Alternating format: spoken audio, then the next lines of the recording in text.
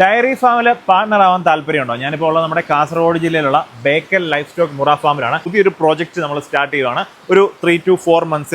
അതായത് നമ്മളൊരു വലിയൊരു ഡയറി ഫാം, അതായത് ഒരു ഹരിയാനയിൽ നിന്ന് ബഫലോസിനെ കൊണ്ടുവന്നിട്ട് നമ്മുടെ നാട്ടിൽ, അതായത് നമ്മുടെ മെയിൻ പ്രൊഡക്റ്റ് എന്ന് പറയുമ്പോൾ നമ്മുടെ മിൽക്കാണ്. മിൽക്ക് നമ്മൾ ലോക്കൽ സെയിൽ, അതുപോലെ തന്നെ നമ്മുടെ അടുത്തുള്ള ഐസ്ക്രീമിന്റെ പ്രൊഡക്ഷൻ കമ്പനികളിൽ നമ്മൾ കൊടുക്കുകയാണ്. അതാണ് ബേസിക് ആയിട്ട് ഒരു പ്രൊജക്ട് എന്ന് പറയുമ്പോൾ. 1 ലക്ഷം രൂപ തൊട്ട് അതിന് മുകളിലോട്ടുള്ള ഇൻവെസ്റ്റ്മെന്റ് നിങ്ങൾക്ക് എത്ര വേണമെങ്കിലും ചെയ്യാം. അതിന് നിങ്ങൾക്ക് മന്ത്ലി ഒരു റിട്ടേൺ കിട്ടും. ഇതിൽ നമുക്ക് പ്രവാസികളായിട്ടുള്ള നമ്മുടെ സുഹൃത്തുക്കൾക്ക് ആർക്ക് വേണമെങ്കിലും ഇതിൽ ഇൻവെസ്റ്റ് ചെയ്യാം. അതിന് നിങ്ങൾക്ക് മന്ത്ലി ഒരു റിട്ടേൺ കിട്ടും. നമ്മൾ റീസെന്റ് ഒരു 3 മാസത്തിനകത്ത് നമ്മൾ സ്റ്റാർട്ട് ചെയ്യാന്നുള്ള ഒരു പ്രൊജക്ട് പരിപാടിയിലാണ്. അതിലിപ്പോൾ നമ്മൾ ഹരിയാന ലൈഫ് സ്റ്റോക്ക് ഡിപ്പാർട്ട്മെന്റിന്റെ അവിടെയൊക്കെ പോയി നമ്മൾ അതിനെപ്പറ്റിയൊക്കെ പഠിച്ചിട്ടാണ് നമ്മളിപ്പോൾ ഇത് സ്റ്റാർട്ട് ചെയ്യുന്നത്. ഇതിന്റെ കൂടെ നമ്മൾ ഈ പോത്തുകളെ, മുറ പോത്തുകളെ ഇവിടെ തന്നെ ഒന്ന് ബ്രീഡ് ചെയ്ത് ഉത്പാദിപ്പിക്കുക എന്നുള്ള. ചുരുക്കി പറഞ്ഞാൽ നമ്മൾ ഹരിയാനയിൽ നിങ്ങളെ കൊണ്ടുവന്ന് ചെന എരുമകളെ കൊണ്ടുവരാം.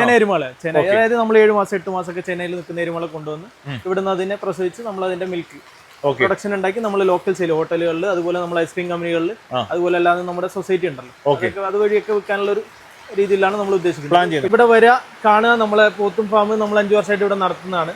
ഇവിടെ വന്നു കഴിഞ്ഞാൽ നമ്മൾ ഇനിയിപ്പോൾ നമ്മളൊരു ഷെഡും കാര്യങ്ങളൊക്കെ നമ്മൾ വർക്ക് സ്റ്റാർട്ട് ചെയ്യുന്നുണ്ട്. അതുപോലെ നമ്മൾ ഇൻവെസ്റ്റ് ചെയ്യുന്ന ആരായാലും ലീഗലായിട്ട് നമ്മൾ അതിനെ രജിസ്റ്റർ ചെയ്തിട്ട് മാത്രമാണ് ചെയ്യുന്നത്. നമുക്ക് ലീഗൽ എഗ്രിമെന്റ് ചെയ്തിട്ട് മാത്രമാണ് ചെയ്യുന്നത്. അതുപോലെ തന്നെ നിങ്ങൾക്ക് ഇൻവെസ്റ്റ് ചെയ്യുന്നവർക്ക് 1 വർഷം വരെ നിങ്ങൾ മിനിമം ഇൻവെസ്റ്റ് ചെയ്യണം. അത് കഴിഞ്ഞിട്ട് നിങ്ങൾക്ക് എപ്പോൾ വേണമെങ്കിലും നിങ്ങളെ ഫണ്ട് നിങ്ങൾക്ക് ഇൻ കേസ് ഇനി മുമ്പോട്ട് നമുക്ക് താല്പര്യം ഇല്ലാന്ന് തോന്നുകയാണെങ്കിൽ നിങ്ങൾക്ക് 1 വർഷം കഴിയുമ്പോൾ ഫണ്ട് നിങ്ങൾക്ക് തിരിച്ചെടുക്കാവുന്നതാണ്.